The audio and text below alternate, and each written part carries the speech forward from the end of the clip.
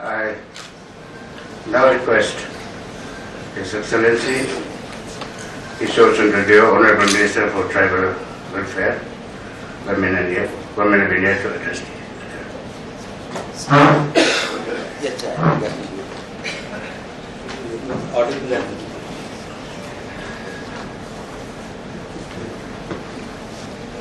the Your Excellency, Shri Shivraj Patil ji, former Speaker, and my dear friend Shri Sangma ji, Shri Arun Shuri ji, the author of this book, my good friend Shri Surya Prakash, Shri Ajit Dogal ji, Mehra ji, distinguished guests, my colleagues of Parliament, ladies and gentlemen, and friends. Well, I have known Surya Prakash for quite a few decades now, and I must say that he is one of those journalists who, apart from his other journalistic pursuits, have been taking a lot of interest in democratic institutions, especially that of Parliament. Well, he had actually done a lot of work on the committee system. He had even been to Germany and spent a lot of time there working on the committee system. And I think many of you may not be aware of the fact that the standing committee system of Parliament actually started during the time when Honorable Shivraj Patil ji was the Speaker of the Lok Sabha. In fact, the committee system has proved to be quite good and positive in our experience. There's a deeper scrutiny of the budget of various bills which go to these standing committees. Now, of course, the standing committees are required to give action taken report within 6 months, which actually has given some kind of accountability as far as the government is concerned. I mean, they'll have to probably, though not in technical terms, some kind of a responsibility or accountability lies on the treasury benches, on the government, vis-a-vis those standing committee reports. And I personally feel that with the coming of the standing, with the committee system, certainly I think our system has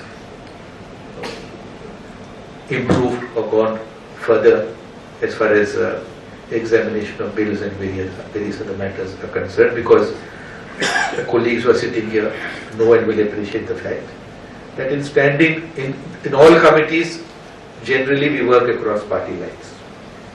Normally, most of the reports of the committees are unanimous, except on certain occasions there are certain contentious issues.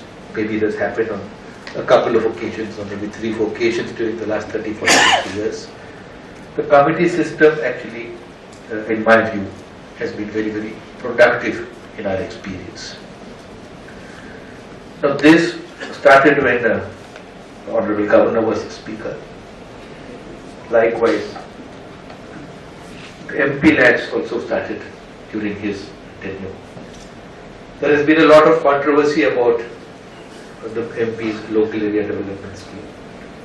In fact, first of all, there was a lot of debate and discussion, which Ajit Doval mentioned, as to whether it was within the framework of our constitutional scheme. There were long debates in that, but ultimately, as Surya Prakash has written in his book, because normally when he writes, he does a fair amount of research, meets people, and that's what he's done with this book also. Ultimately, the matter went up to the Supreme Court, and a 5-judge bench of the Supreme Court gave an order, passed a judgment that it was, after all, not unconstitutional, because according to the Supreme Court, the division of powers has not evolved in that kind of a manner where we have the functions in 3 watertight compartments like you have maybe in some other federal systems. Whereas in fact the court has observed that there is a certain amount of overlap in the functioning between these three wings of our system. And as we all know, though we call ourselves a quasi-federal polity, in course of years, over the decades, actually ours is, in practical terms, turned out to be a quasi-unitary system, if I may say so. So you see, on the one hand, we say we've sort of inherited the Westminster system. Now, in fact, Westminster system is from where we have evolved certain parts of our constitution. But the Westminster system is a unitary system, and you see they have no constitution. After all, what is the Westminster system? It's actually a collection of charters, legislations, acts, conventions, practice.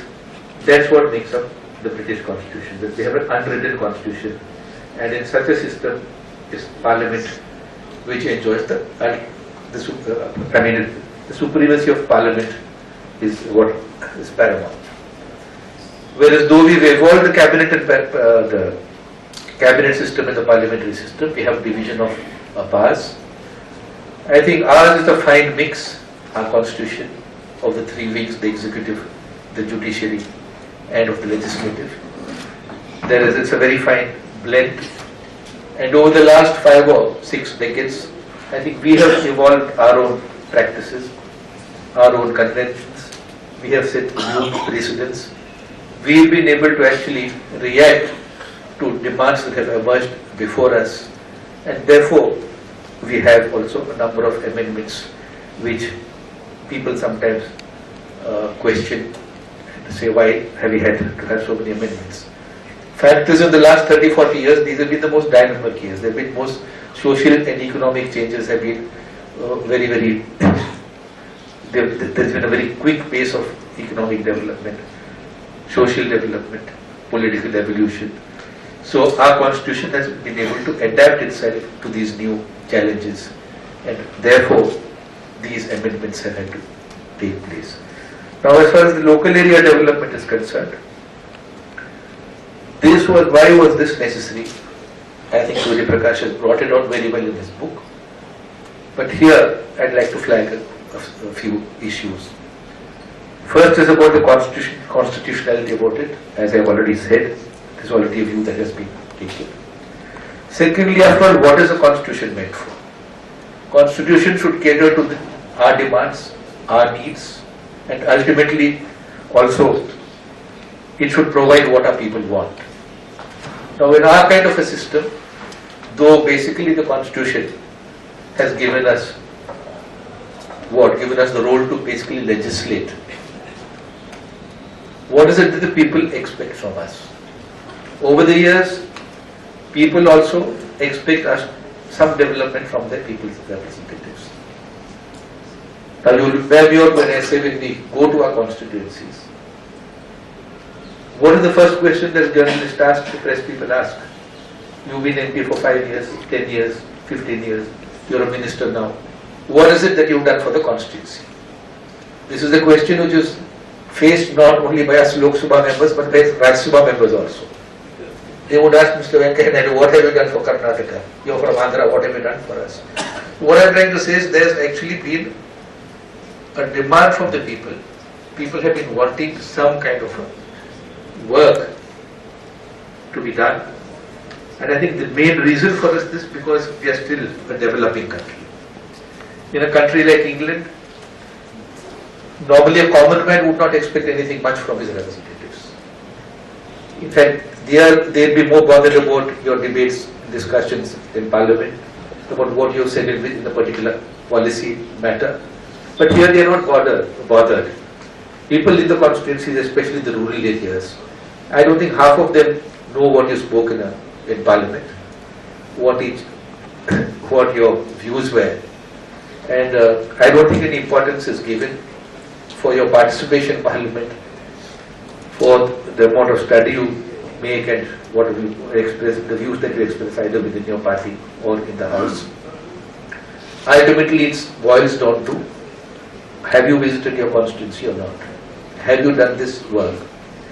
About 10 or 20 years ago, I was going around during one of my elections.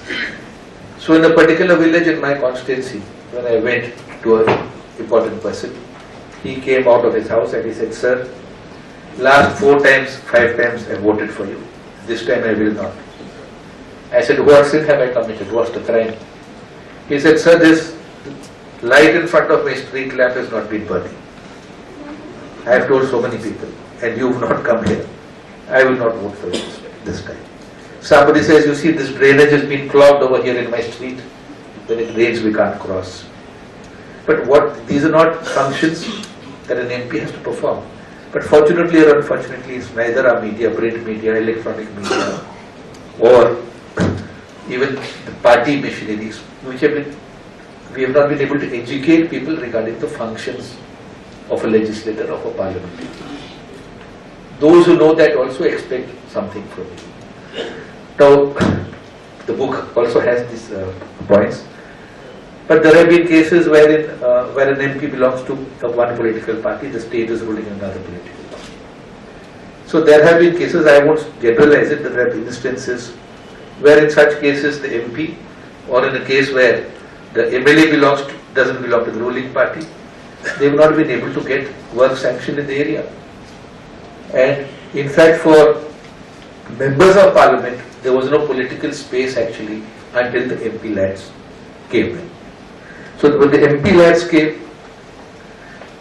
there has been use and there has been misuse, as he rightly put it. He's done a lot of research in that. I think one has to go through that and see how those loopholes can be plugged, what has to be done to see that these things are prevented. But I must confess that I have been politically a beneficiary of these MP led funds. You see, especially when you come from a remote area, from a backward region, when people say there's no drinking water in my village. See, there may be so many schemes, but every scheme doesn't reach every village. Now with this MP lads, I could immediately sanction them a bore well or an open well for drinking water. Some remote village which just needs a small culvert, without which during the entire monsoon months the village population is totally cut off from the mainstream. That means everything for them. And you see, when you do some work of this sort, people don't forget you, especially the rural areas. So having been in parliament, as you know, for 5 terms, I did the Rajya Sabha for a term. Fortunately, I've been able to give, according to the needs, some kind of a work which the community needs, the village needs, almost for every panchayat, or maybe in some important hamlets in my constituency. And therefore, it doesn't only get you, it does only give you some sort of a self-satisfaction because you've been able to help people in one way or the other. But this is given some political space for us to fulfill certain demands which the constituency makes, which the people make, without having to be dependent on everybody. So this is the positive aspect of the MP lads. Alongside that, I must say that unfortunately, time and again, guidelines have been changed. Rules have been flouted. Now, how to correct these and who has to do it? In many cases, the nodal officer also does not go with guidelines. What happens is in one case, if some work is actually granted or executed against the guidelines, then immediately the people will come and say, "Your colleague from the other constituency has done it, why can't you do this for me?" So you see, when there are rules and there are guidelines, they have to be strictly adhered to. Now, Surya Prakash has written about funds being given to private trusts. Now, I don't see any reasons why any private trust should be given. There's a guideline which says you can't give it to blood relations. He has written in his book that you see this definition of blood relation is being expanded. But why should any relation be given MP lads at all? Why should a private trust be given MP lads? I think one has to be very, very strict about these rules. There's another example he's written about flyover, which was not allowed, but Arun Shoriji was the minister. He said, but this is a genuine demand, it went to the committee, and the committee allowed it. Yes, a railway overbridge is a necessity, but there are many times when the municipality or the panchayat is not able to pay their share of their contribution. So in such a case, an exemption was made, and I think rightly that was done. So see, after all, one has to use one's discretion. You have to be very, very correct about these things. But I am afraid that a lot of dilution of these guidelines have taken place all along. And that is, it's time for political parties, the Committee on MPLADS, to think and discuss on these issues to see that these guidelines are not flouted. And there are several other issues which the book has brought out. I would not like to go into those other minute details, because it's such a well-researched book. We have been involved in all this for so many years. There are various aspects that he's raised there. So one can go on speaking on each aspect. I think even in an hour one will not be able to complete. So there are others who are going to speak on this issue. So ultimately what I'd like to say is, MPLADS is something which in my opinion was necessary, it's a good thing. At the same time, it's necessary that this MPLADS should also be used in the manner that it was designed to be used. Now see, he has written in a book about nominated MPs wanting to permission to spend it anywhere in the country. No, what is local area? The meaning of local area itself is definitive. For Lok Sabha, you have a geographical boundary. You have to spend it within those perimeters, and the Rajya Sabha member will have to spend it within the state. Now, asking for this money to be allowed to be given in all parts of the country is, I think, something which does not reflect the purpose for which this particular fund was, for which the Parliament had sanctioned sort of the creation of this particular fund. So, having said this, I think I thank Mr. Mehra for having published this book, Mr. Doval for organizer for having got us all together over here, and I would also even commend Surya Prakash for his excellent work he's done. The research has been doing. I hope you'll continue to do it and bring out more books and various other aspects of our public life. Thank you.